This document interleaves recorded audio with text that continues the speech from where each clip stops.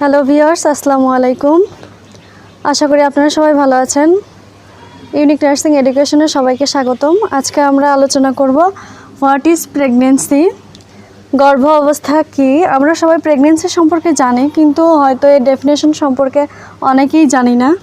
Sign and symptoms of pregnancy, এর কী চিহ্ন বা লক্ষণগুলো আমরা পাবো বা দেখলে বুঝতে পারবো যে সে প্রেগনেন্ট অবস্থায় আছে। বা অনেক প্রেগনেন্ট মেয়ে বা মায়েরাও বুঝতে পারে না প্রথম দিকে যে তারা প্রেগনেন্ট কিনা, 2-3 মাস পরে হয়তো তারা বোঝে। অথবা ওয়েজ টু কনফার্ম প্রেগনেন্সি, আমরা কিভাবে নিশ্চিত হব যে আমরা প্রেগনেন্সি হয়েছি। তো চলুন আজকে আমরা আলোচনা করি হোয়াট ইজ প্রেগনেন্সি। এটা পরীক্ষায় হোয়াট ইজ প্রেগনেন্সি অথবা ডিফাইন প্রেগনেন্সি অবস্থায় থাকতে পারে, কিন্তু আমাদেরকে ডেফিনেশন করে লিখতে হবে। ডিফাইন থাকলে সেটাকে ডেফিনেশন লিখে লিখতে হবে। তো ডেফিনেশন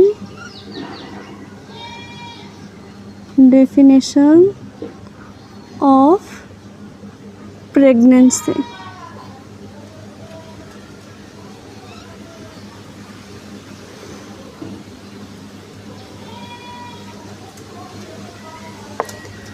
তো আমরা লিখি pregnancy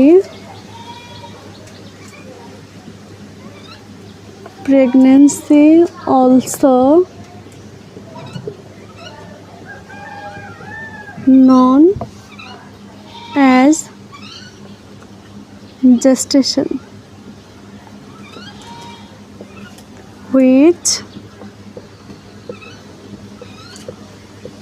one or more offspring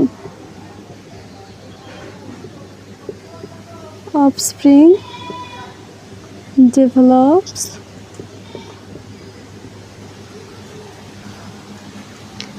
inside a woman.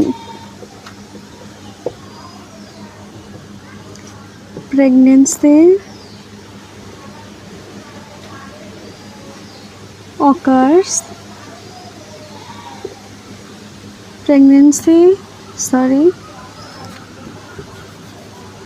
pregnancy can occur by sexual intercourse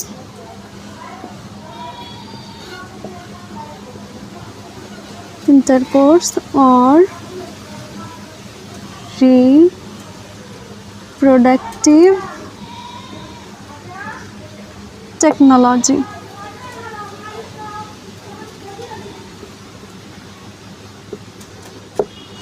তো আমরা ডেফিনেশনটা লিখলাম, এখন আমরা ডেফিনেশনটা পরে এর বাংলা সহকারে অর্থ সহকারে জানব।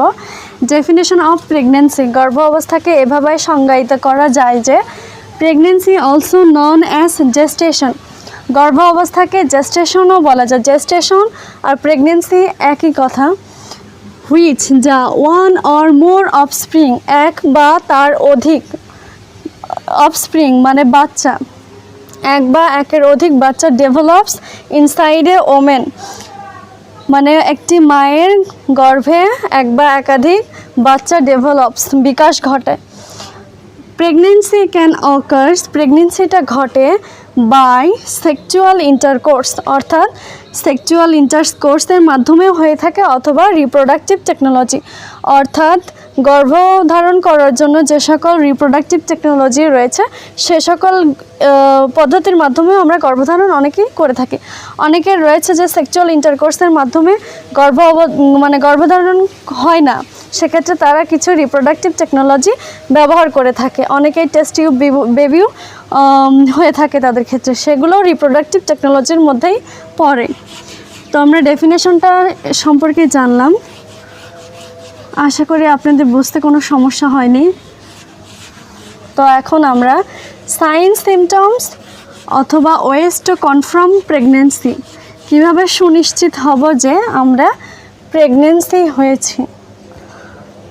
তো sign and symptoms of pregnancy.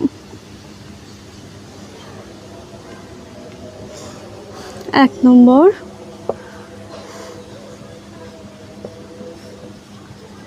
Missed periods, অর্থাৎ মিসড পিরিয়ডস অথবা স্টপ পিরিয়ডস অথবা স্টপ মেনস্ট্রুয়েশন, অর্থাৎ পিরিয়ডস আমাদের যে মাসিক হয়, বাংলা কথায় যেটা মাসিক হয় 1 মাস পর পর, সেটা মিসড বন্ধ হয়ে যাবে বা সেটা হবে না। মিসড পিরিয়ডস, নাউশিয়া, বমি বমি ভাব হবে, ভমিটিং, বমি হবে, headache,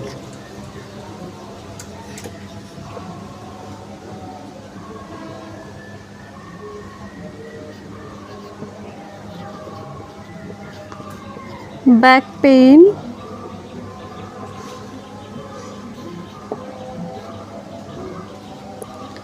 food aversion,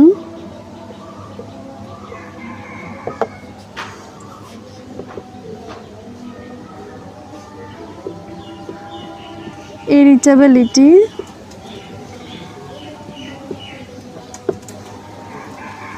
sleepiness,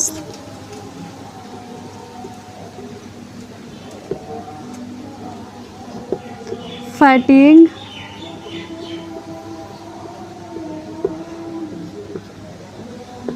dry skin,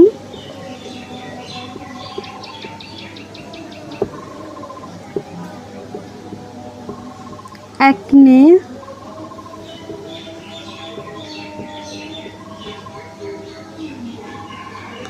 mood swings, etc. তো sign and symptoms of pregnancy কিছু কিছু লক্ষণ রয়েছে যেগুলো দেখে আমরা বুঝবো যে সে গর্ভ অবস্থায় রয়েছে। তার মধ্যে হয়েছে মিসড পিরিয়ডস, নাউশিয়া, ভমিটিং, হেডেক, মাথা ব্যথা থাকবে, ব্যাক পেইন, পেছনে ব্যথা থাকবে, ফুড অ্যাভারশন, খাদ্যের ক্ষেত্রে অস্বস্তিকর দেখা দেবে, খেতে চাইবে না, ইরিটেবিলিটি, অস্বস্তিকর অবস্থা হবে, স্লিপিনেস, ঘুম হবে না বা অথবা ঘুম ঘুম অনুভব হবে, ফ্যাটিগ হবে, ক্ষুধা মন্দা, ড্রাই স্কিন, তার স্কিনটা ত্বকটা শুষ্ক অবস্থায় দেখাবে, অ্যাকনি, ব্রণ হবে, মুড সুইং হবে, ভাবের কিছু পরিবর্তন হবে, অথবা এই আমার মুড ভালো আছে অথবা কিছুক্ষণ পরে আবার খারাপ, এরকম।